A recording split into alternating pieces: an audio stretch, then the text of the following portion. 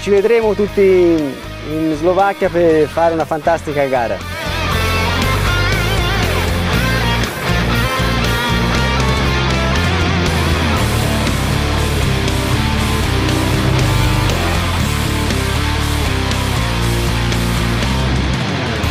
Moc se tam těšíme. Víme, že máte nový povrch, že pojedete poprvé v rámci mistrovství Evropy a Dobšiná je krásný kopec, takže se na něj opravdu těšíme.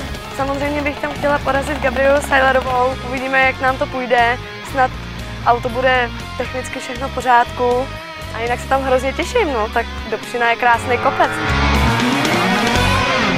Velice se těším na pořádnou konkurenci celého evropského pole, to znamená, že já velice rád pozvu celou špičku mistrovství Evropy na krásné závody a rychlé závody na Dobšinou.